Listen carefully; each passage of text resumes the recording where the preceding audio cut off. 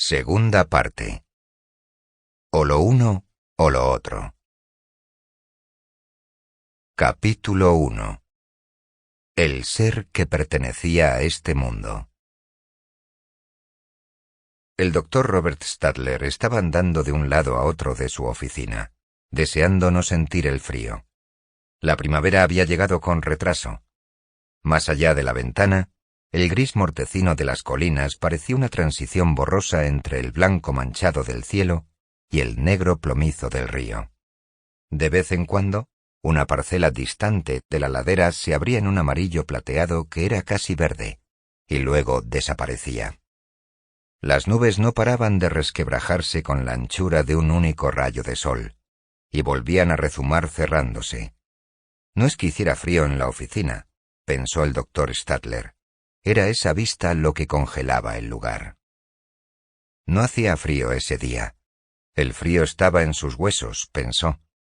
Era la acumulación almacenada de los meses de invierno, cuando había tenido que ser perturbado en su trabajo para preocuparse de temas como una calefacción insuficiente, y la gente había hablado de ahorrar combustible. Era absurda, pensó, esa creciente intrusión de los accidentes de la naturaleza en los asuntos de los hombres. Nunca había importado antes si un invierno resultaba excepcionalmente severo, si una inundación arrasaba una sección de vía férrea. Uno no pasaba 15 días comiendo verduras en lata. Si una tormenta eléctrica afectaba una central eléctrica, un establecimiento como el Instituto Estatal de Ciencias no tenía que pasar sin electricidad 5 días. 5 días parados ese invierno, pensó, con los grandes motores del laboratorio detenidos y con irrecuperables horas destruidas, cuando su equipo había estado trabajando en problemas que tenían que ver con el corazón del universo. Se apartó, irritado, de la ventana, pero se detuvo y volvió de nuevo a ella. No quería ver el libro que estaba sobre su escritorio. Deseó que el Dr. Ferris llegara. Le echó un vistazo a su reloj. El Dr. Ferris se estaba retrasando, lo cual era un hecho sorprendente. Llegaría tarde a una cita con él, el Dr. Floyd Ferris, el ayuda de cámara de la ciencia, que siempre lo había mirado de una forma que sugería una disculpa por tener solo un sombrero que quitarse. Era un clima atroz para el mes de mayo, pensó, mirando al río allá abajo. Seguro que era el clima lo que le hacía sentirse así, no el libro. Había dejado el libro bien a la vista en su escritorio, aun cuando se había dado cuenta de que su reticencia a verlo era más que mero asco, que contenía el elemento de una emoción que nunca admitiría. Se dijo a sí mismo que no se había levantado de su escritorio porque el libro estuviera allí, sino simplemente porque había querido moverse al sentir frío. Dio vueltas por la habitación, atrapado entre el escritorio y la ventana. Tiraría ese libro a la papelera, donde le correspondía estar, pensó, en cuanto hubiese hablado con el Dr. Ferris. Observó la parcela verde y soleada en la lejana colina, una promesa de primavera en un mundo en el que parecía que ninguna hierba ni flor volvería a brotar jamás. Sonrió entusiasmado. Y cuando la parcela desapareció de su vista, sintió una punzada de humillación por su propio entusiasmo, por la desesperada forma en que había querido que continuase allí. Eso le recordó su entrevista con un eminente novelista, el invierno anterior. El novelista había venido de Europa para escribir un artículo sobre él, y él, que siempre había despreciado las entrevistas, había hablado con entusiasmo. Había hablado mucho tiempo, largo y tendido, entreviendo una promesa de inteligencia en el rostro del novelista, sintiendo una necesidad de ser comprendido, una necesidad desesperada y sin motivo. El artículo había sido publicado como una colección de frases que le daban a él elogios exorbitantes y que distorsionaban cada uno de los pensamientos que había expresado. Cerrando la revista, él había sentido lo que estaba sintiendo ahora con la deserción de ese rayo de sol. Muy bien, pensó, apartándose de la ventana. admitiría que habían comenzado a afectarle algunos ataques de soledad de vez en cuando. Pero era una soledad a la que él tenía derecho. Era hambre por la respuesta de alguna mente viva y pensante. Estaba tan cansado de toda esa gente, pensó, con despectiva amargura. Él lidiaba con rayos cósmicos, y ellos eran incapaces de lidiar con una tormenta eléctrica. Sintió la repentina contracción de su boca, como una bofetada negándole el derecho a seguir ese curso de pensamiento. Estaba mirando el libro en su escritorio. Su satinada sobrecubierta era brillante y nueva. Había sido publicado 2 semanas atrás. Pero yo no tuve nada que ver con eso, se gritó a sí mismo. El grito pareció desperdiciarse en un silencio despiadado. Nada le respondió. Ningún eco de perdón. El título en la sobrecubierta del libro era ¿Por qué piensas que piensas? No había ningún sonido en el silencio de ese tribunal dentro de él. Ninguna compasión, ninguna voz de defensa, nada excepto los párrafos que su gran memoria había grabado en su cerebro. El pensamiento es una superstición primitiva. La razón es una idea irracional. La pueril noción de que somos capaces de pensar ha sido el error más costoso de la humanidad. Lo que piensas es una ilusión creada por tus glándulas, tus emociones, y en última instancia, por el contenido de tu estómago. Esa materia gris de la que estás tan orgulloso es como un espejo en un parque de atracciones que no te transmite más que señales distorsionadas de una realidad que está para siempre fuera de tu alcance.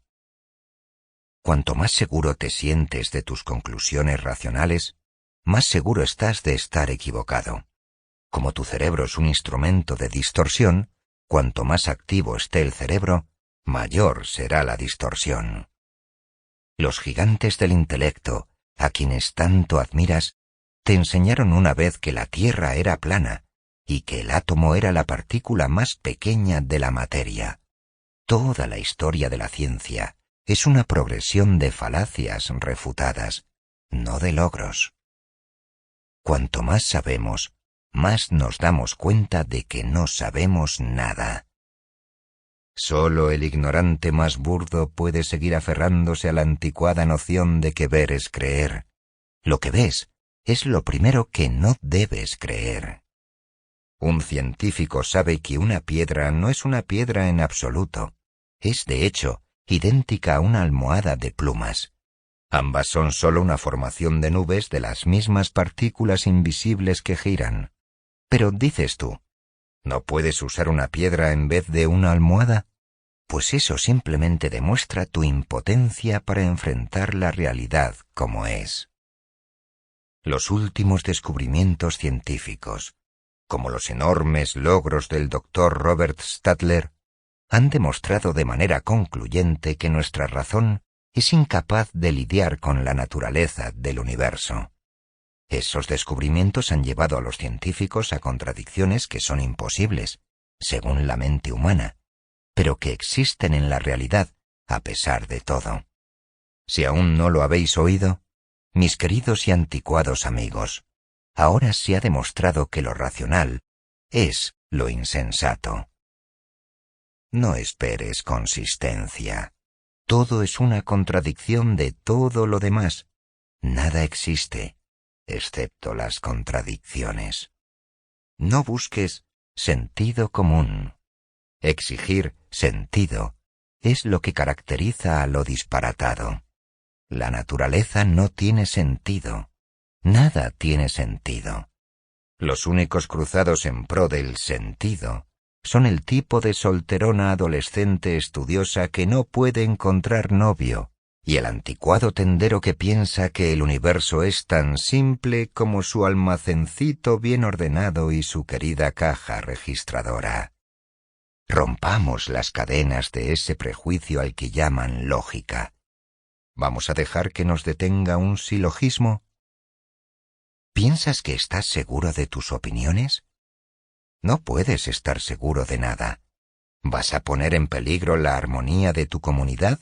¿La relación con tus vecinos, tu posición, reputación, buen nombre y seguridad financiera por una ilusión? ¿Por el espejismo de pensar que piensas? ¿Vas a correr riesgos y exponerte a desastres en un momento precario como en el que vivimos? ¿Oponiéndote al orden social existente en nombre de esas imaginarias nociones tuyas que llamas tus convicciones? ¿Dices que estás seguro de tener razón? Nadie tiene razón, ni puede tenerla jamás. ¿Sientes que el mundo a tu alrededor está equivocado? No tienes medios para saberlo. Todo está mal en los ojos humanos. Así que, ¿para qué combatirlo? No discutas.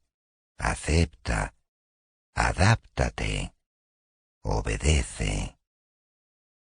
El libro había sido escrito por el Dr. Floyd Ferris, y lo había publicado el Instituto Estatal de Ciencias. «Yo no tuve nada que ver con eso», dijo el Dr. Robert Stadler.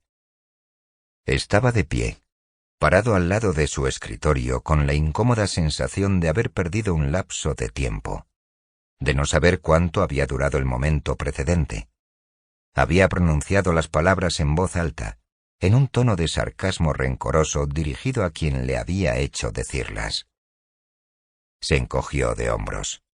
Basándose en la creencia de que burlarse de sí mismo es un acto de virtud, ese encogerse de hombros era el equivalente emocional a la frase «Eres Robert Stadler, no actúes como un adolescente neurótico». Se sentó en su escritorio y apartó el libro a un lado con el dorso de la mano.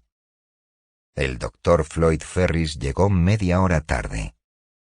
«Lo siento», dijo, «pero mi coche se averió otra vez viniendo de Washington y me costó Dios y ayuda encontrar a alguien que lo arreglara. Hay tan pocos malditos coches en la carretera que la mitad de las estaciones de servicio están cerradas».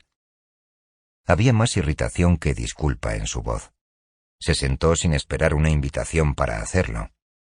El Dr. Floyd Ferris no habría sido considerado como especialmente atractivo en ninguna otra profesión, pero en la que había elegido siempre lo describían como ese atractivo científico.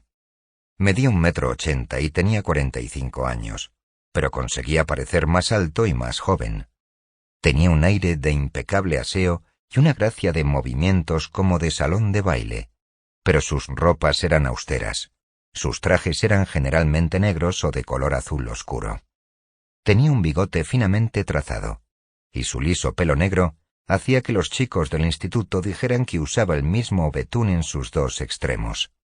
No le importaba repetir, en el tono de una broma sobre sí mismo, que un productor de cine dijo una vez que le daría el papel de un gigoló europeo.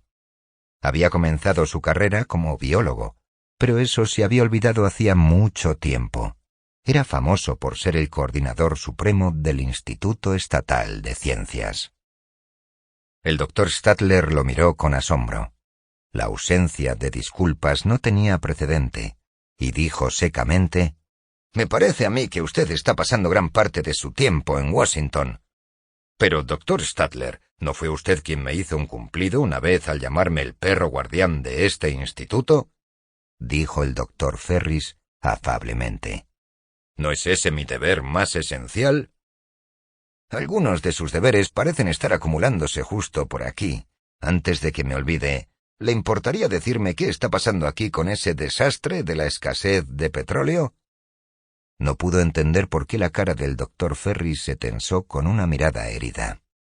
«Me permitirá decirle que eso es inesperado e injustificado», dijo el Dr. Ferris en ese tono de formalidad que oculta el dolor y revela el martirio. «Ninguna de las autoridades involucradas ha encontrado motivos de crítica. Acabamos de enviar un informe detallado sobre el progreso del trabajo hasta la fecha a la Oficina de Planificación Económica y Recursos Nacionales, y el señor Wesley Mauch se ha mostrado satisfecho. Hemos hecho todo lo posible en ese proyecto. No hemos oído a nadie más describirlo como un desastre. Teniendo en cuenta las dificultades del terreno, los peligros del fuego y el hecho de que han pasado solo 6 meses desde que... «¿De qué está usted hablando?», preguntó el Dr. Stadler. Del proyecto de recuperación de Wyatt. ¿No es eso lo que me ha preguntado? No, dijo el doctor Stadler. No, espere un momento. Deje que me aclare. Creo recordar algo acerca de que este instituto se está haciendo cargo de un proyecto de recuperación. ¿Qué es lo que están recuperando? Petróleo, dijo el doctor Ferris. Los campos petrolíferos de Wyatt.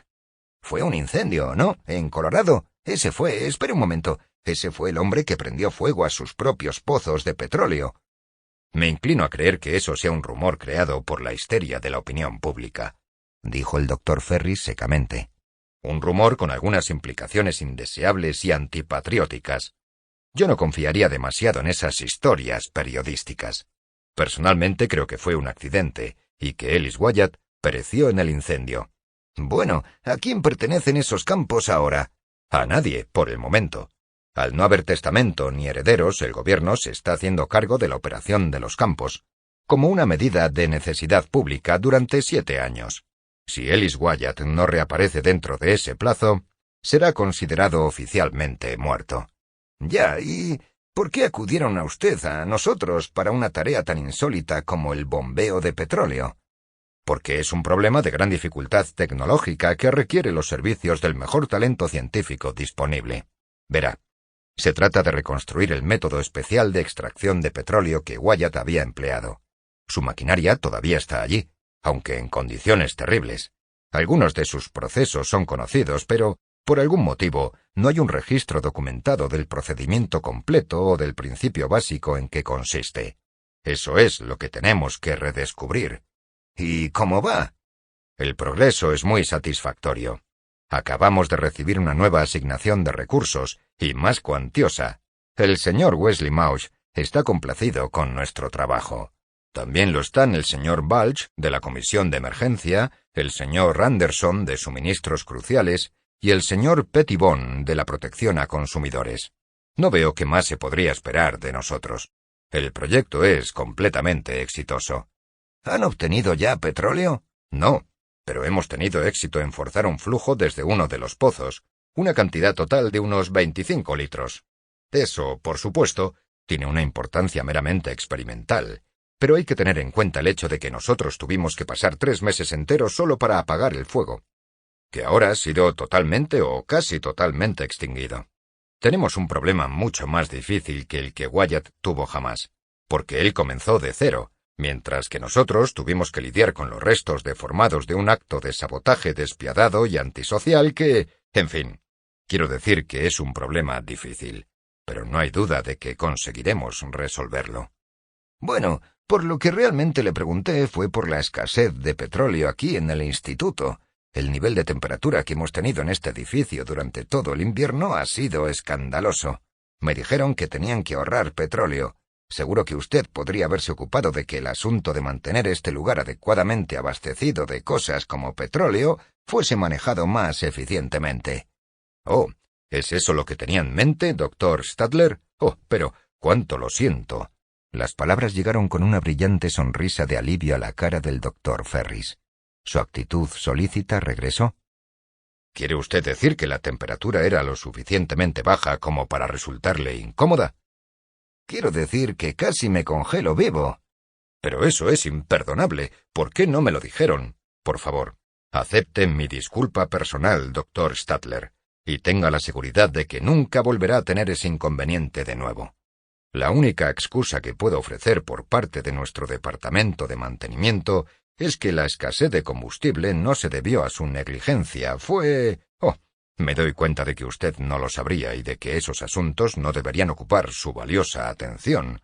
Pero, ¿sabe? La escasez de petróleo este invierno ha sido una crisis nacional. ¿Por qué?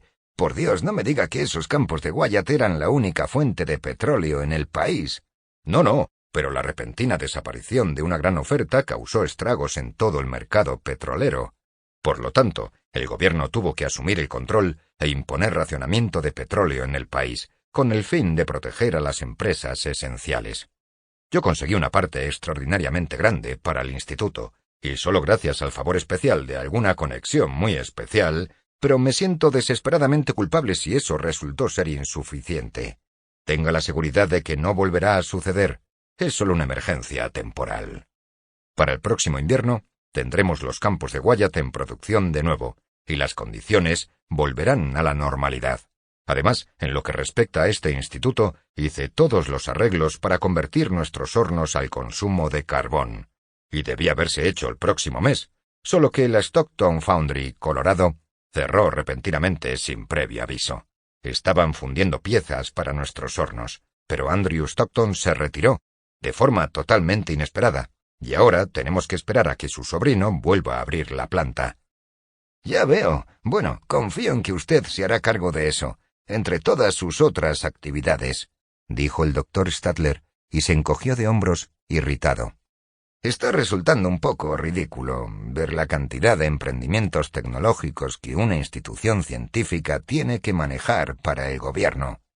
Pero, doctor Stadler, lo sé, no se puede evitar. Por cierto, ¿qué es el Proyecto X? Los ojos del doctor Ferris se clavaron en él rápidamente, con una extraña y brillante mirada de alerta, que pareció sobresaltada, pero no asustada. ¿Dónde oyó usted hablar del Proyecto X, doctor Stadler? Oh, oí a un par de sus muchachos más jóvenes decir algo sobre él con un aire de misterio que uno esperaría de detectives aficionados. Me dijeron que era algo muy secreto. Así es, doctor Stadler. Es un proyecto de investigación extremadamente secreto que el gobierno nos ha confiado. Y es de suma importancia que los periódicos no se enteren en lo más mínimo. ¿Qué es la X? Xilófono. Proyecto Xilófono. Es un nombre en clave, por supuesto. El trabajo tiene que ver con sonido. Pero estoy seguro de que no le interesaría. Es un proyecto puramente tecnológico. Sí, ahórreme la historia. No tengo tiempo para sus proyectos tecnológicos. ¿Puedo sugerir que sería aconsejable evitar mencionar las palabras Proyecto X a cualquiera, doctor Stadler? Oh, está bien, está bien. Debo decir que no disfruto de discusiones de ese tipo. Pero, por supuesto, y no me perdonaría si permitiera que su tiempo se viera absorbido por tales preocupaciones. Por favor, tenga la certeza de que puede dejarlo totalmente en mis manos. Hizo un movimiento para levantarse. Ahora, si esa era la razón por la que quería verme, por favor, crea que yo... No, dijo el doctor Stadler lentamente. Esa no era la razón por la que quería verle. El doctor Ferris no ofreció preguntas, ni ofertas ansiosas de ayudar. Permaneció sentado, simplemente esperando. El doctor Stadler se acercó e hizo que el libro se deslizara desde la esquina hasta el centro de su escritorio, con un movimiento desdeñoso de la mano. ¿Podría decirme, por favor, preguntó, qué es este pedazo de indecencia? El doctor Ferris no miró el libro, sino que mantuvo sus ojos fijos en los de Stadler durante un momento inexplicable. Luego se inclinó hacia atrás y dijo con una extraña sonrisa: Me siento honrado de que usted decidiera hacer una excepción por mí y leer un libro popular. Ese librito ha vendido 20.000 copias en 15 días. Lo he leído. ¿Y? Quiero una explicación. ¿Le pareció el texto confuso? El doctor Stadler lo miró con perplejidad. ¿Se da cuenta de qué tema ha decidido tratar y de qué forma? Solo el estilo. Ese tipo de actitud rastrera, para un tema de esa naturaleza. ¿Cree usted, entonces, que el contenido merecía una forma de presentación más digna? Su voz era tan inocentemente suave que el doctor Stadler no pudo decidir si era o no una burla. ¿Se da cuenta de lo que está predicando en ese libro? Como parece que no lo aprueba, doctor Stadler, prefiero que piense que lo escribí inocentemente. Era eso, pensó el doctor Stadler. Ese era el elemento incomprensible en la actitud de Ferris. Había contado con que la mera indicación de su desaprobación sería suficiente, pero a Ferris no parecía afectarle. Si un patán borracho pudiese encontrar el poder de expresarse sobre el papel, dijo el doctor Stadler, si pudiera darle voz a su esencia, la del salvaje eterno, sonriendo impúdicamente con su odio a la mente, ese es el tipo de libro que yo esperaría que escribiese. Pero verlo salir de un científico bajo la impronta de este instituto... Pero, doctor Stadler, ese libro no fue pensado para ser leído por científicos. Fue escrito para ese patán borracho. ¿Qué quiere decir? Para el público en general. Pero, por Dios, el imbécil más endeble debería ser capaz de ver las flagrantes contradicciones en cada una de sus afirmaciones. Digámoslo así, doctor Stadler. El hombre que no ve eso merece creer todas mis afirmaciones. Pero usted le ha dado el prestigio de la ciencia a esa basura indescriptible. Está bien si un mediocre de mala reputación como Simon Pritchett la babea como alguna especie de misticismo confuso. Nadie lo escucha. Pero usted les ha hecho pensar que es ciencia. ¡Ciencia! Ha tomado los logros de la mente para destruir la mente. ¿Con qué derecho usó usted mi trabajo para hacer un salto innecesario e injustificado a otro campo, sacar una metáfora inaplicable y extraer una generalización monstruosa de lo que es meramente un problema matemático? ¿Con qué derecho hizo usted parecer que yo le he dado mi aprobación a ese libro? El doctor Ferris no hizo nada. Simplemente miró al doctor Stadler con calma, pero la calma le dio un aire casi condescendiente. Ahora vea usted, doctor Stadler. Usted está hablando como si ese libro estuviera dirigido a una audiencia pensante. Si lo estuviera, uno debería preocuparse de cuestiones como la precisión, la validez, la lógica y el prestigio de la ciencia. Pero no lo está. Está dirigido al público general. Y usted siempre ha sido el primero en creer que ese público no piensa. Hizo una pausa, pero el doctor Stadler no dijo nada. Ese libro puede no tener ningún valor filosófico en absoluto, pero tiene un gran valor psicológico. ¿Qué es eso exactamente? Mire, doctor Stadler, la gente no quiere pensar.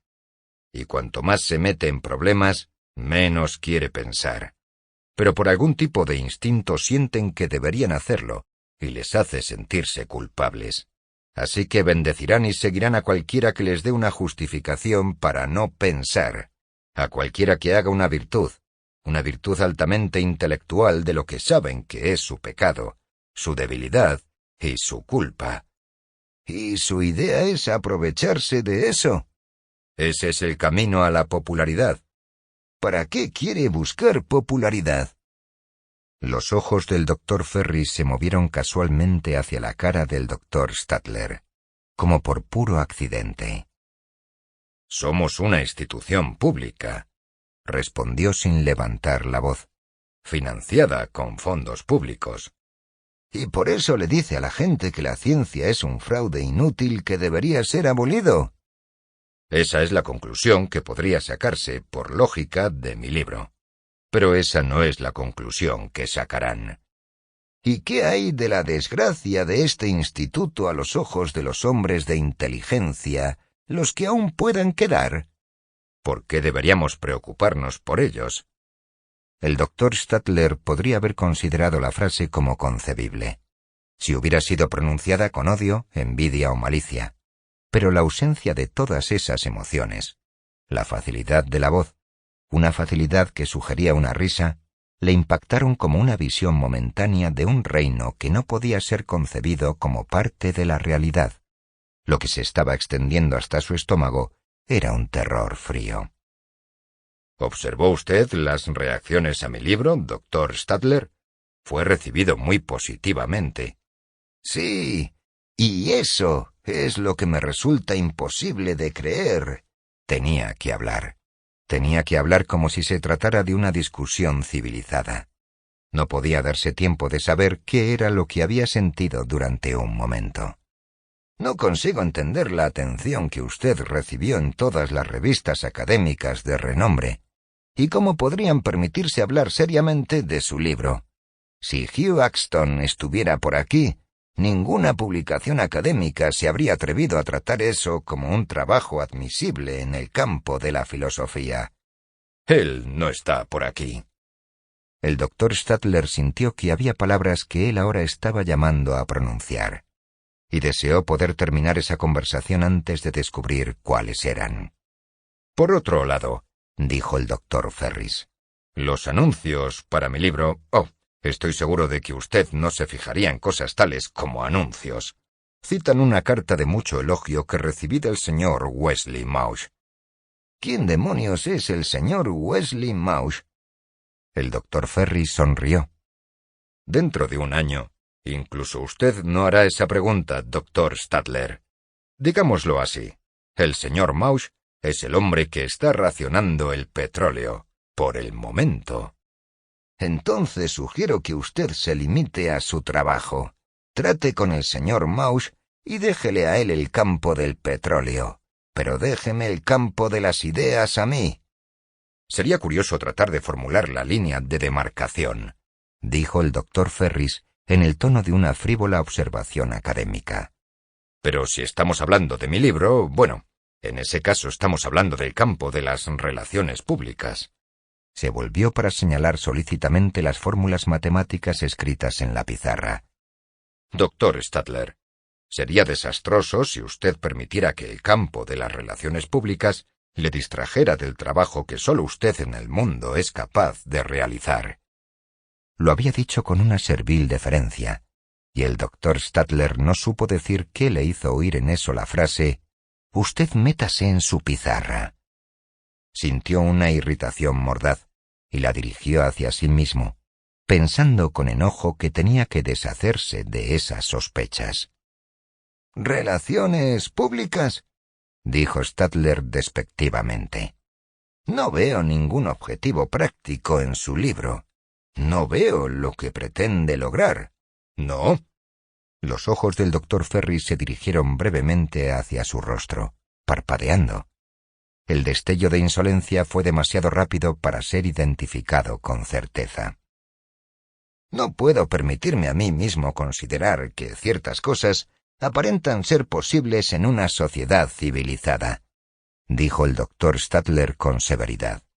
«Eso es admirablemente exacto», dijo el doctor Ferris alegremente. «Usted no puede permitírselo a sí mismo». El doctor Ferris se levantó, siendo el primero en indicar que la entrevista había terminado. «Por favor, llámeme cuando ocurra algo en este instituto que le cause molestias, doctor Stadler», dijo. «Es mi privilegio estar siempre a su servicio». Sabiendo que tenía que afirmar su autoridad, sofocando la vergonzosa idea del tipo de sustituto que estaba eligiendo, el doctor Stadler dijo imperiosamente, en un tono de grosería sarcástica: «La próxima vez que le llame, más le vale hacer algo respecto a ese coche suyo». «Sí, doctor Stadler, me aseguraré de no volver a llegar tarde nunca más, y le ruego que me perdone».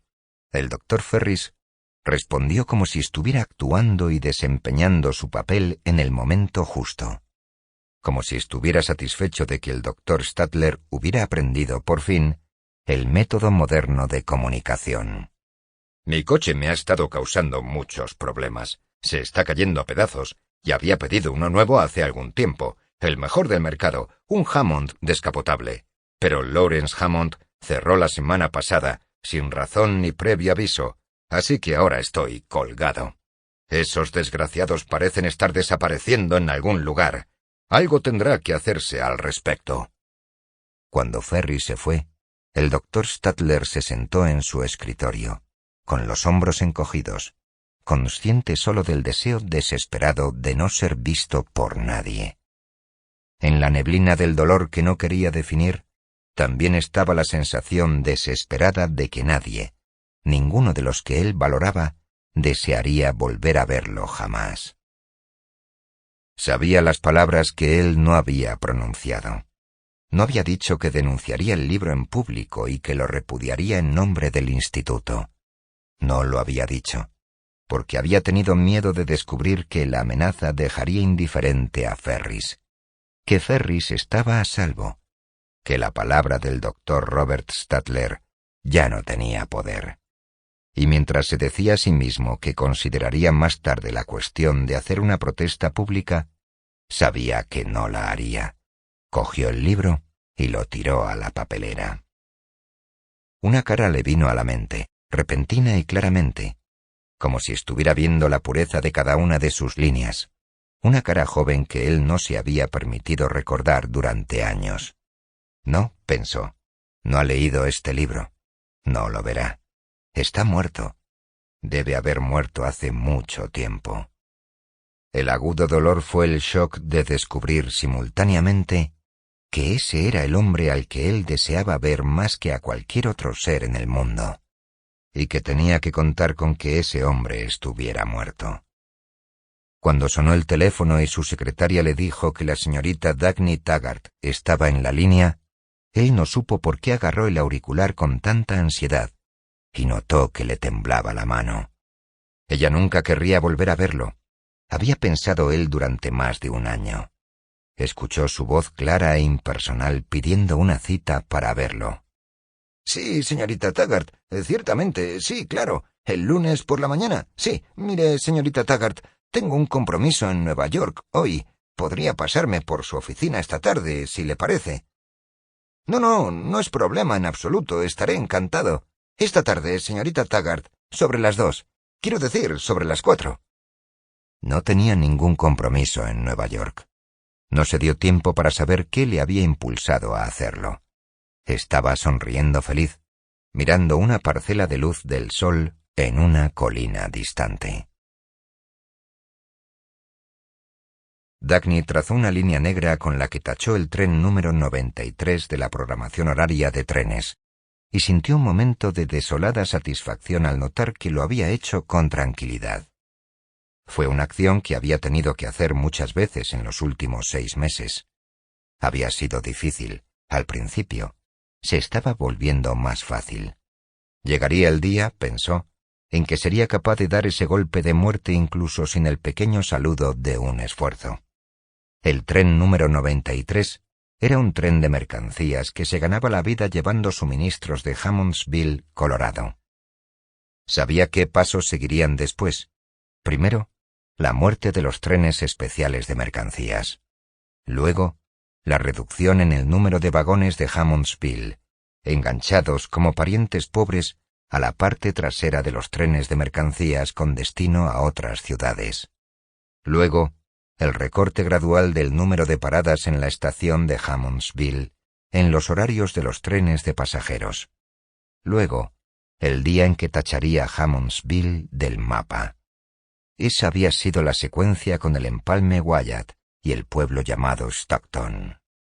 Sabía, una vez recibida la noticia de que Lawrence Hammond se había retirado, que era inútil esperar, confiar y preguntarse si su primo, su abogado o un comité de ciudadanos locales reabrirían la planta. Sabía que era hora de comenzar a reducir la frecuencia de los horarios. El período había durado menos de 6 meses después de que se fuera Ellis Wyatt. Ese período que un columnista había llamado alegremente la bonanza de los pequeños. Cada operador de petróleo en el país que poseía 3 pozos y se quejaba de que Ellis Wyatt no le dejaba ninguna oportunidad de ganarse la vida, se había apresurado a llenar el vacío que Wyatt había dejado completamente abierto. Formaron ligas, cooperativas, asociaciones, juntaron sus recursos y sus membretes. El día de los pequeños bajo el sol, había dicho el columnista. Su sol había sido las llamas que se retorcían a través de las torres de perforación de Wyatt Oil. En su resplandor, ellos hicieron la clase de fortunas que habían soñado, fortunas que no requerían ni competencia ni esfuerzo. Luego, sus clientes más importantes, como las compañías eléctricas que bebían trenes enteros de petróleo y no daban cabida a la fragilidad humana, empezaron a reconvertirse al carbón, y los clientes más pequeños, que eran más tolerantes, empezaron a quebrar. Los muchachos de Washington impusieron racionamiento de petróleo y un impuesto de emergencia a los empresarios para ayudar a los trabajadores desempleados de los campos petrolíferos, y entonces unas cuantas de las grandes compañías petroleras cerraron. Y luego los pequeños bajo el sol descubrieron que una broca de perforación que había costado $100 ahora les costaba 500, porque no había mercado para maquinaria petrolera. Y los proveedores tenían que ganar en un taladro lo que antes habían ganado en 5, o perecer. Y entonces los oleoductos empezaron a cerrar, sin que ninguno de ellos pudiera permitirse pagar por su propio mantenimiento. Y entonces a los ferrocarriles se les dio permiso para subir sus tarifas de carga, ya que había poco petróleo para transportar y el coste de operar trenes cisterna había hecho quebrar a 2 líneas pequeñas. Y cuando se puso el sol, vieron que los costes de operación, que en el pasado les habían permitido existir en sus campos de 20 hectáreas, habían sido posibles por los miles de hectáreas de Wyatt, y se habían evaporado con las mismas volutas de humo. Hasta que sus fortunas desaparecieron y sus bombas se detuvieron, los pequeños no se dieron cuenta de que ningún negocio en el país podía permitirse comprar petróleo al precio que ahora les costaría producirlo. Luego, los muchachos de Washington les otorgaron subsidios a los operadores petroleros, pero no todos los operadores petroleros tenían amigos en Washington, y siguió una situación que a nadie le interesó examinar demasiado de cerca, o debatir. Andrew Stockton había estado en el tipo de posición que la mayoría de los empresarios envidiaban. La prisa por reconvertirse al carbón había caído sobre sus hombros como una lluvia de oro. Había mantenido su planta trabajando las 24 horas, corriendo una carrera contra las tormentas de nieve del invierno siguiente, fundiendo piezas para estufas y hornos de carbón. No quedaban muchas fundiciones confiables. Él se había convertido en uno de los principales pilares que sustentaban las calderas y las cocinas del país. El pilar se derrumbó sin previo aviso. Andrew Stockton anunció que se retiraba, cerró su planta y desapareció. No dejó ninguna información sobre lo que deseaba que se hiciera con la planta o si sus familiares tenían derecho a volver a abrirla. Todavía había automóviles en las carreteras del país, pero se movían como viajeros en el desierto, que pasan junto al aviso de esqueletos de caballos blanqueados por el sol. Pasaban al lado de esqueletos de coches que habían colapsado estando de servicio y habían sido dejados en las cunetas a un lado de la carretera. La gente había dejado de comprar coches, y las fábricas de coches estaban cerrando, pero aún había hombres capaces de conseguir petróleo, por medio de amistades que nadie quería cuestionar. Esos hombres compraban coches a cualquier precio que les pedían. Las luces inundaron las montañas de Colorado desde los grandes ventanales de la planta, donde las cadenas de montaje de Lawrence Hammond vertían camiones y vagones en los apartaderos de Taggart Transcontinental. La noticia de que Lawrence Hammond se había retirado llegó cuando menos se esperaba, breve y repentina como el simple toque de una campana en medio de una gran quietud. Un comité de ciudadanos locales estaba ahora transmitiendo llamadas por radio, suplicando a Lawrence Hammond, donde estuviera, que les diera permiso para reabrir su planta. No hubo respuesta. Ella había gritado cuando Ellis Wyatt se fue. Había ahogado un grito cuando Andrew Stockton se retiró. Cuando se enteró de que Lawrence Hammond había renunciado, preguntó impasible: «¿Quién es el siguiente?» «No, señorita Taggart, no puedo explicarlo», le había dicho la hermana de Andrew Stockton en su último viaje a Colorado, 2 meses antes. «Nunca me dijo una palabra, y ni siquiera sé si está vivo o muerto. Lo mismo que Ellis Wyatt. No, nada especial había pasado el día anterior a su renuncia. Solo recuerdo que un hombre fue a verlo esa última noche. Un extraño que nunca había visto antes. Hablaron hasta altas horas de la madrugada. Cuando me fui a dormir, la luz todavía estaba encendida en el estudio de Andrew». La gente guardaba silencio en los pueblos de Colorado. Dagny había visto la forma en que caminaban por las calles, dejando atrás sus pequeñas farmacias, ferreterías y tiendas de comestibles. Era como si esperaran que los movimientos en sus trabajos fuesen a evitar que tuvieran que mirar hacia el futuro. Ella también había caminado por esas calles, tratando de no levantar la cabeza, de no ver los salientes de rocas cubiertas de hollín y de acero retorcido que habían sido los campos petrolíferos de Wyatt. Se podían ver desde muchos de los pueblos. Cuando ella miraba hacia adelante, los había visto en la distancia. Un pozo en la cima de la colina todavía ardía. Nadie había sido capaz de extinguirlo. Ella lo había visto desde las calles. Un chorro de fuego girando convulsivamente contra el cielo, como si tratara de soltarse. Lo había visto por la noche, a través de la distancia de 200 kilómetros claros y negros, desde la ventanilla de un tren, una llama pequeña y violenta, ondeando al viento. La gente la llamaba la antorcha de Wyatt. El tren más largo de la línea John Galt tenía 40 vagones. El más rápido iba a 80 kilómetros por hora. Los motores tenían que ser usados con mucho cuidado. Eran motores de combustión de carbón, que ya habían pasado mucho tiempo atrás su edad de jubilación. Jim consiguió el combustible para los motores diésel que llevaban al Comet y algunos de sus transportes transcontinentales. El único proveedor de combustible con el que ella podía contar y con quien podía tratar era Ken Danager, de Danager Coal, en Pensilvania. Trenes vacíos cruzaban ruidosamente los 4 estados que estaban atados, como vecinos, a la garganta de Colorado. Llevaban unos cuantos cargamentos de ovejas, algo de maíz, algunos melones y ocasionalmente a un granjero con una familia exageradamente vestida y que tenía amigos en Washington. Jim había obtenido un subsidio de Washington por cada tren que hiciese un recorrido, no como un operador rentable, sino como un servicio de igualdad pública.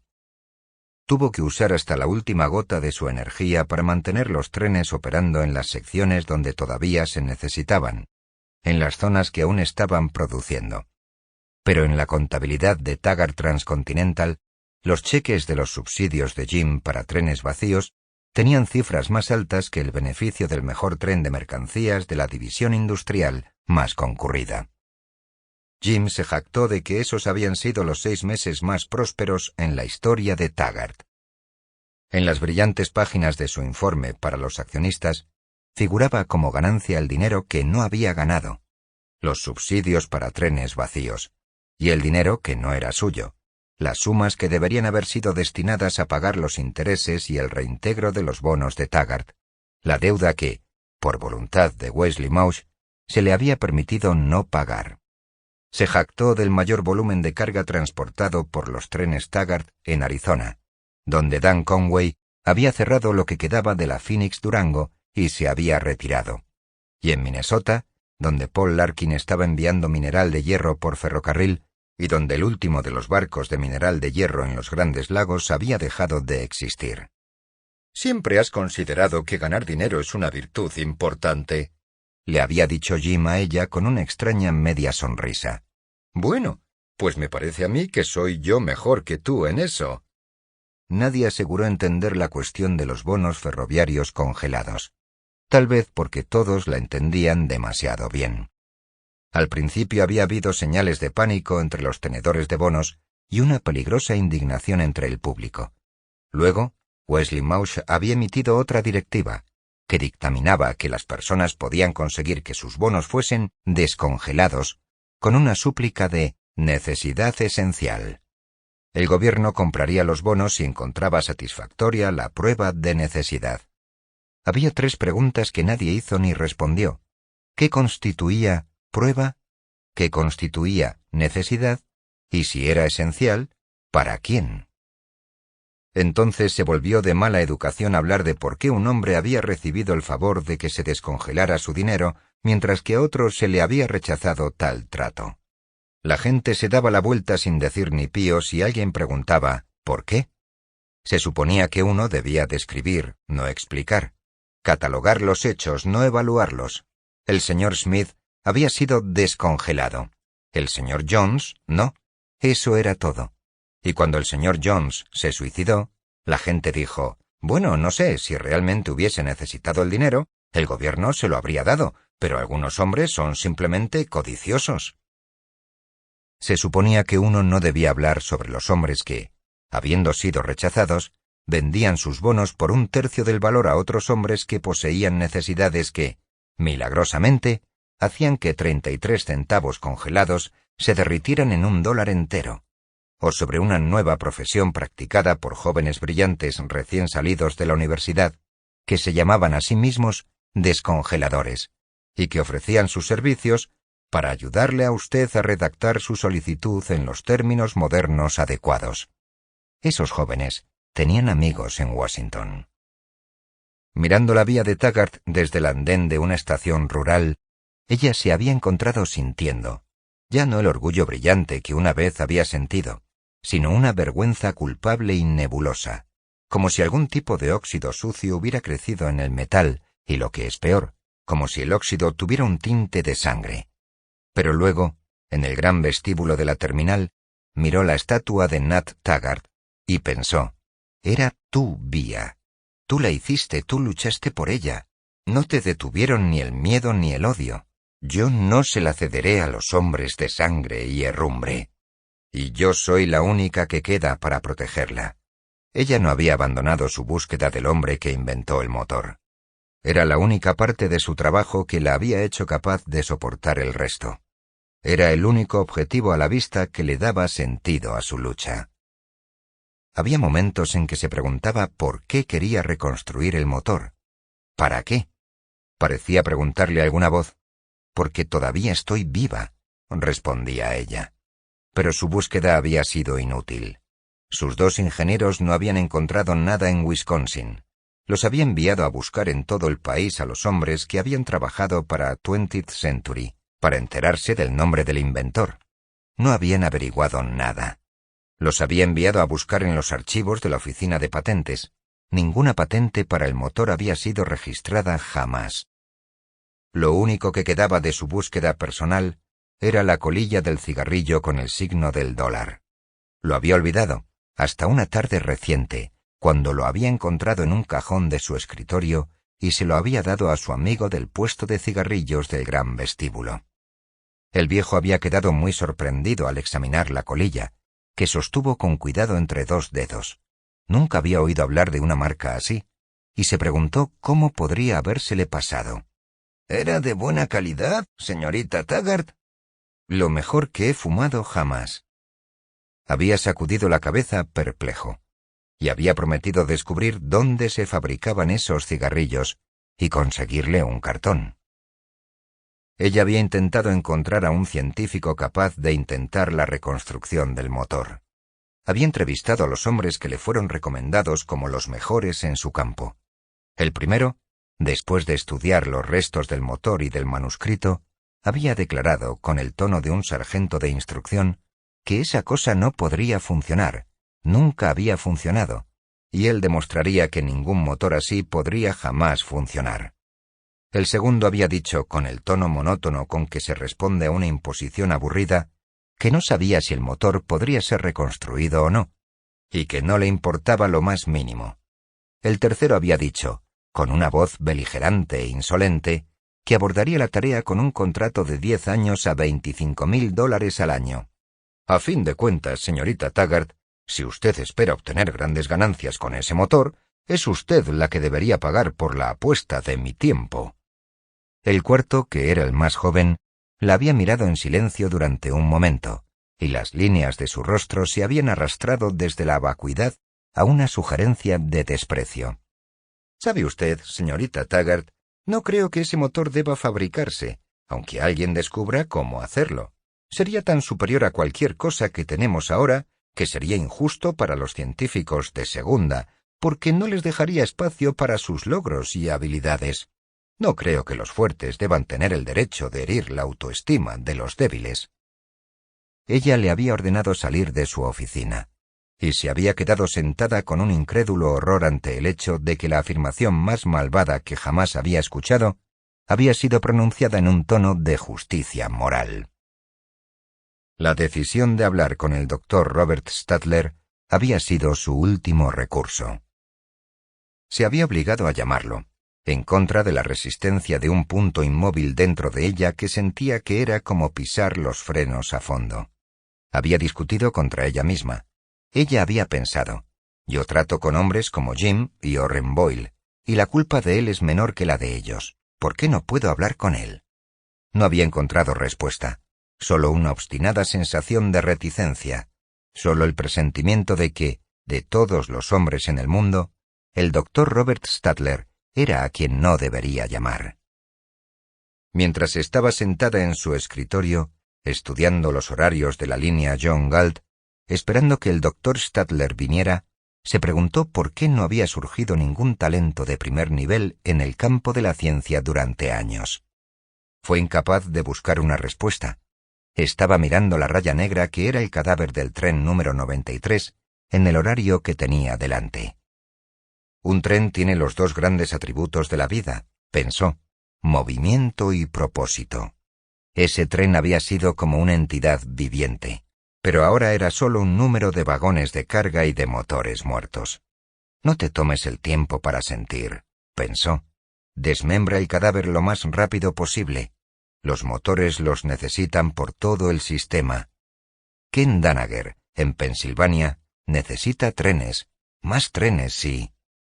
El doctor Robert Stadler, dijo la voz del interfono en su escritorio. Él entró sonriendo. La sonrisa parecía subrayar sus palabras. Señorita Taggart, ¿le importaría creer lo rendidamente feliz que estoy de volver a verla? Ella no sonrió. Parecía gravemente cortés cuando respondió. Fue muy amable de su parte venir aquí. Se inclinó. Su esbelta figura de pie tensa y rígida, excepto por el movimiento lento y formal de su cabeza. ¿Y si le confesara que lo único que necesité fue una excusa plausible para venir? ¿Le sorprendería? Yo trataría de no abusar de su cortesía. Ella no sonrió. Por favor, siéntese, doctor Stadler. Él miró vivamente a su alrededor. Nunca he visto la oficina de un ejecutivo de ferrocarril. No sabía que sería un lugar tan solemne. ¿Es parte de la naturaleza del trabajo? El asunto sobre el que me gustaría pedirle consejo está muy alejado del campo que le interesa, doctor Stadler. Puede extrañarle que yo le haya llamado. Por favor, permítame explicarle la razón. El hecho de que usted quisiera llamarme es razón más que suficiente. Si puedo serle útil de alguna forma, de cualquier forma, nada me gustaría más en este momento. Su sonrisa tenía una cualidad atractiva. La sonrisa que un hombre de mundo utiliza no para ocultar sus palabras, sino para enfatizar la audacia de expresar una emoción sincera. Mi problema es una cuestión de tecnología, dijo ella, en el tono claro e inexpresivo de un joven mecánico hablando de una tarea difícil. Soy plenamente consciente de su desprecio por esa rama de la ciencia. No espero que usted resuelva mi problema. No es el tipo de trabajo que usted hace, o que le interese. Me gustaría solo presentarle el problema, y luego tendré solo 2 preguntas que hacerle. Tuve que recurrir a usted porque es un asunto que involucra la mente de alguien, una gran mente, y usted habló impersonalmente, en la forma de hacer una justicia exacta. Y usted es la única gran mente que queda en ese campo. Ella no sabía decir por qué sus palabras le impactaron como lo hicieron.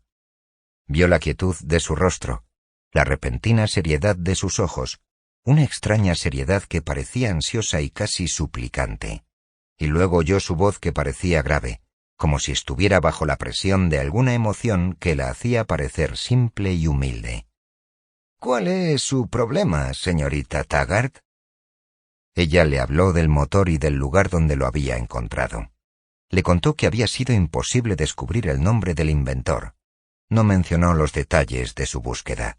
Le mostró fotografías del motor y el remanente del manuscrito. Ella lo miró mientras él leía. Vio la seguridad profesional en el rápido y observador movimiento de sus ojos al principio. Luego la pausa. Luego la creciente intensidad. Luego un movimiento de sus labios que, para otro hombre, habría sido un silbido o un jadeo. Lo vio detenerse durante largos minutos y levantar la vista, como si su mente estuviese recorriendo un sinnúmero de senderos repentinos, tratando de seguirlos todos. Lo vio hojear las páginas, luego parar, y luego forzarse a seguir leyendo, como si se debatiera entre su afán por continuar y su afán por aprovechar todas las posibilidades abiertas ante su visión. Ella vio su silencioso entusiasmo. Sabía que había olvidado la oficina, la existencia de ella, todo menos la visión de un logro. Y en homenaje a ser capaz de tal reacción, deseó que fuese posible que le gustara el doctor Robert Stadler. Habían estado en silencio durante más de una hora, cuando él terminó y la miró. «Pero esto es extraordinario», dijo, en el tono alegre y atónito de anunciar alguna noticia que ella no había esperado. Deseó poder sonreír en respuesta y concederle la camaradería de una alegría celebrada juntos, pero simplemente asintió y dijo con frialdad: «Sí. Pero, señorita Taggart, esto es tremendo». «Sí. ¿Dijo usted que es una cuestión de tecnología? Es más, mucho, mucho más que eso. Las páginas donde escribe sobre su convertidor. Usted puede ver de qué premisa está hablando. Ha llegado a un nuevo concepto de energía. Ha descartado todas nuestras premisas estándar, según las cuales su motor habría sido imposible. Ha formulado una nueva premisa, suya propia, y ha resuelto el secreto de convertir la energía estática en energía cinética. ¿Sabe lo que eso significa? ¿Se da cuenta de qué proeza de ciencia pura y abstracta tuvo que realizar antes de poder construir su motor? ¿Quién?, preguntó ella en voz baja. ¿Perdón? Esa es la primera de las dos preguntas que quería hacerle, doctor Stadler. ¿Puede usted pensar en algún joven científico que usted pueda haber conocido hace 10 años y que pudiera ser capaz de hacer eso? Él hizo una pausa, asombrado. No había tenido tiempo de plantearse esa pregunta. «No», dijo lentamente, frunciendo el ceño. «No, no puedo pensar en nadie. Y eso es extraño porque un talento de ese tipo no podría haber pasado desapercibido en ninguna parte. Alguien me habría llamado la atención sobre él. Ellos siempre me enviaron físicos jóvenes y prometedores. Dijo usted que encontró esto en el laboratorio de investigación de una fábrica que hacía simples motores para la industria. Sí. Eso es extraño.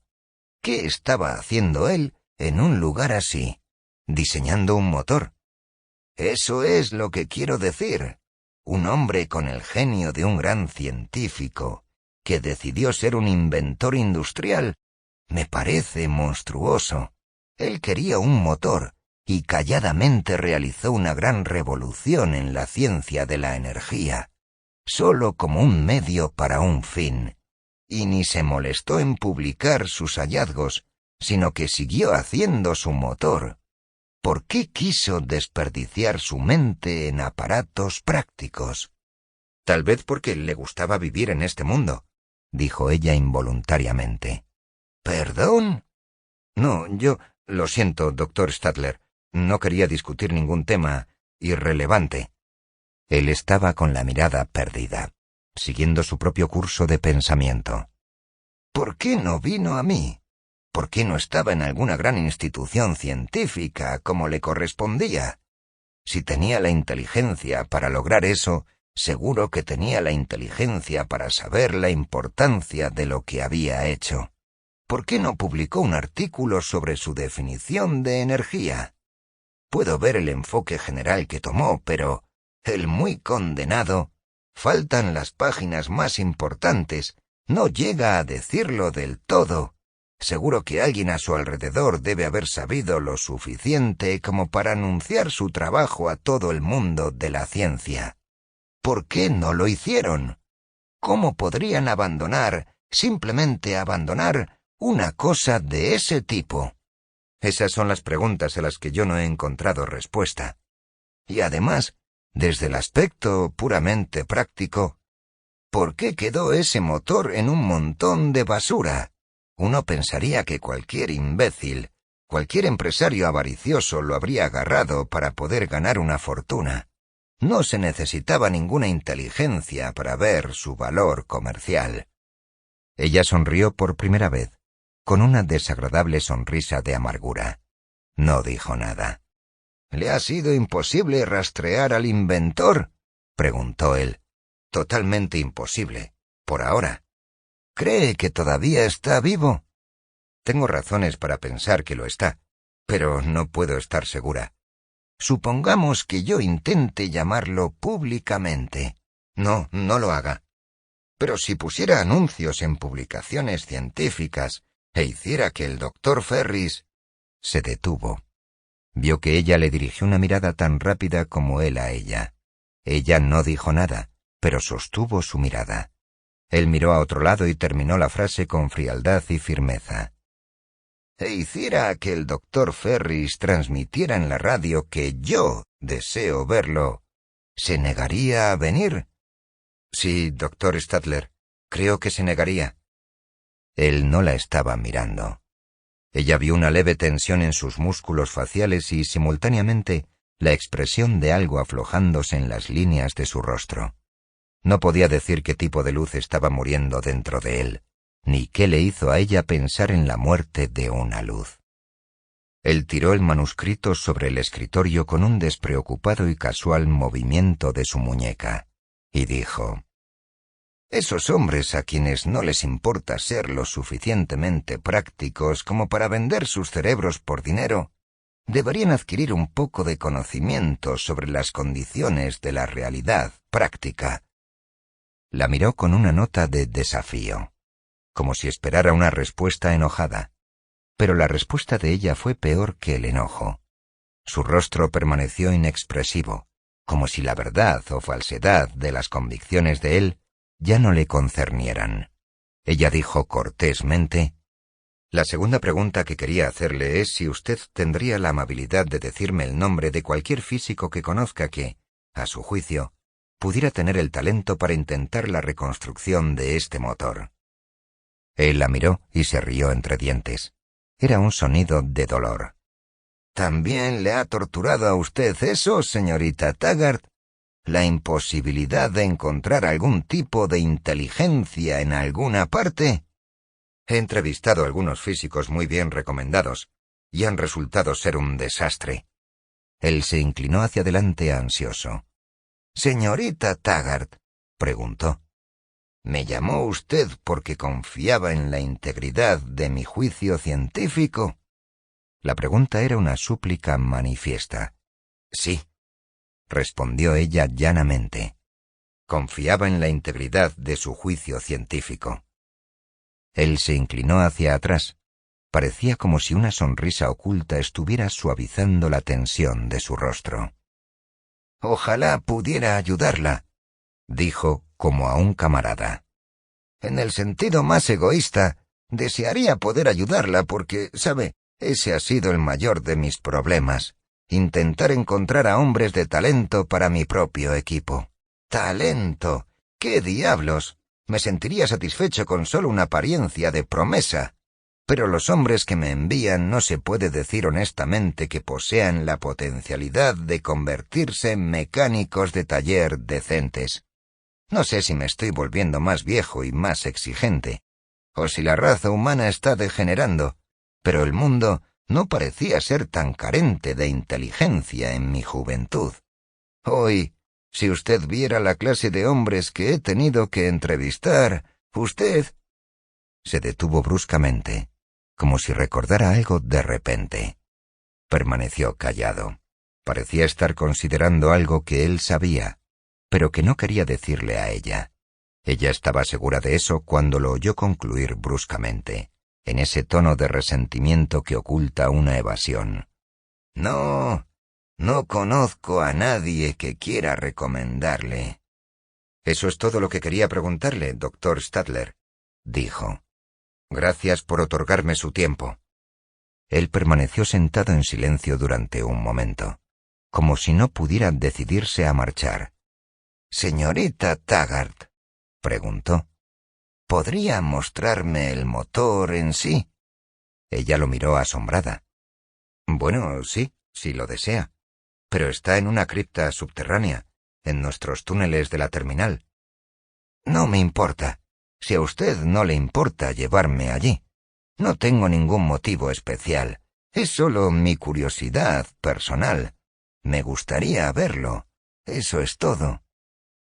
Cuando se pararon en la cripta de granito, frente a una vitrina que contenía una pieza de metal roto, él se quitó el sombrero con un movimiento lento y ausente, y ella no supo decir si era el gesto rutinario de recordar que estaba en una habitación con una dama o el gesto de descubrirse la cabeza ante un ataúd. Se quedaron en silencio, al resplandor de una sola luz refractada desde la superficie de cristal hasta sus rostros. Ruedas de tren chasqueaban en la distancia, y a veces parecía como si una sacudida de vibración repentina y más aguda estuviera a punto de despertar una respuesta del cadáver en la vitrina. «Es tan maravilloso», dijo el doctor Stadler en voz baja. «Es tan maravilloso ver una idea genial, nueva y crucial, que no es mía». Ella lo miró, deseando poder creer que lo había entendido correctamente. Él habló con apasionada sinceridad, descartando las convenciones, descartando la preocupación de si era apropiado dejarla escuchar su confesión de dolor, no viendo nada más que el rostro de una mujer que era capaz de entender. «Señorita Taggart, ¿sabe lo que caracteriza a un mediocre? Es resentimiento por el logro de otro hombre. Esas susceptibles mediocridades que se sientan temblando por temor a que el trabajo de alguien llegue a ser más grande que el suyo. No tienen ni idea de la soledad que se siente cuando uno llega a la cima. La soledad por un igual, por una mente a la que respetar y un logro que admirar. Te enseñan los dientes desde sus ratoneras, pensando que disfrutas dejando que tu brillo los difumine, cuando en realidad tú darías un año de tu vida por ver un destello de talento en cualquier lugar entre ellos. Envidian el logro, y su sueño de grandeza es un mundo en el que todos los demás hombres se han convertido en sus inferiores reconocidos. No saben que ese sueño es prueba infalible de la mediocridad, porque ese tipo de mundo es lo que el hombre de logro no conseguiría soportar. No tienen forma de saber lo que se siente cuando uno está rodeado de inferiores. ¿Odio? No, no es odio, sino aburrimiento. Un terrible, desesperado, agotador y paralizante aburrimiento. ¿De qué sirven la alabanza y la adulación de hombres a quienes no respetas? ¿Alguna vez ha sentido usted nostalgia por alguien a quien poder admirar? Por algo no para menospreciar, sino para admirar. Lo he sentido toda mi vida, dijo. Era una respuesta que ella no podía negarle. Lo sé, dijo, y había belleza en la dulzura impersonal de su voz. Lo supe la primera vez que le hablé. Esa fue la razón por la que vine hoy. Se detuvo por un breve instante, pero ella no respondió a la llamada, y él terminó con la misma dulzura tranquila. Bueno, esa era la razón por la que quería ver el motor. Lo entiendo, dijo ella suavemente. El tono de su voz era la única forma de reconocimiento que ella podía concederle. Señorita Taggart, dijo él, con los ojos bajos mirando la vitrina, conozco a un hombre que podría emprender la reconstrucción de ese motor. Él no quiso trabajar para mí, así que probablemente sea el tipo de hombre que usted quiere. Pero cuando levantó la cabeza, y antes de ver la mirada de admiración en los ojos de ella, la mirada abierta por la que había suplicado, la mirada de perdón, destruyó la expiación de ese único momento al añadir con una voz de sarcasmo de salón. Por lo visto, el joven no deseaba trabajar por el bienestar de la sociedad o por el bien de la ciencia. Me dijo que no aceptaría un puesto del gobierno. Supongo que quería el salario más alto y que esperaría conseguirlo con un empleador privado. Él se volvió, para no ver la expresión que se desvanecía en el rostro de ella, para no entender lo que significaba. Sí, dijo ella, su voz dura. Probablemente sea el tipo de hombre que yo quiero. Es un joven físico del Instituto de Tecnología de Utah, dijo secamente. Su nombre es Quentin Daniels. Un amigo mío me lo envió hace unos meses. Vino a verme, pero no quiso aceptar el trabajo que le ofrecí. Lo quería en mi equipo.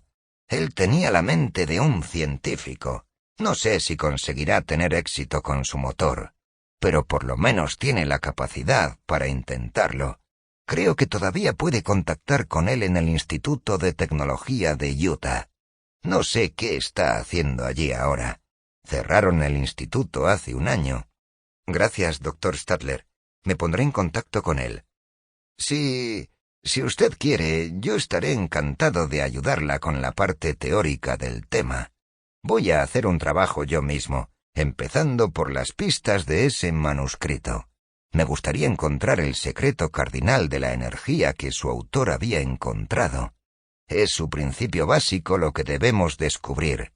Si tenemos éxito, el señor Daniels puede terminar el trabajo en lo que respecta a su motor. Le agradeceré cualquier ayuda que usted tenga a bien darme, Dr. Stadler. Caminaron silenciosamente por los túneles muertos de la terminal, por las traviesas de una pista oxidada bajo una serie de luces azules, hasta el brillo distante de los andenes. En la boca del túnel, vieron a un hombre arrodillado sobre la vía, golpeando una aguja de cambio de raíl con la exasperación arrítmica de la incertidumbre. Otro hombre estaba allí de pie, observándolo con impaciencia. «Bueno, ¿cuál es el problema con esa porquería?», preguntó el observador. «¿Y yo qué sé?» «¿Has estado haciendo eso 1 hora?» «Sí». «¿Cuánto tiempo te va a llevar?» «¿Quién es John Galt?» El Dr. Stadler hizo una mueca. Habían sobrepasado a los hombres cuando dijo: «No me gusta esa expresión». «A mí tampoco», respondió ella. «¿De dónde salió?» «Nadie lo sabe». Guardaron silencio, luego él dijo: «Yo conocí a un John Galt una vez, solo que murió hace mucho tiempo».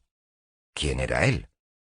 «Yo solía pensar que aún estaría vivo, pero ahora estoy seguro de que debe haber muerto. Tenía una mente tal que si hubiera vivido, el mundo entero habría estado hablando de él». «Pero todo el mundo está hablando de él». Él se detuvo, inmóvil. «Sí», dijo lentamente, con aire de pensar en algo que no se le había ocurrido antes. «Sí. ¿Por qué?» Su pregunta estaba cargada con el sonido del terror. «¿Quién era él, Dr. Stadler?» «¿Por qué están hablando de él?» «¿Quién era él?» Sacudió la cabeza con un estremecimiento y dijo bruscamente: «No es más que una coincidencia. El nombre no es raro en absoluto. Es una coincidencia sin sentido. No tiene conexión con el hombre que yo conocí. Ese hombre está muerto». No se permitió conocer el verdadero significado de las palabras que añadió. «Tiene que estar muerto».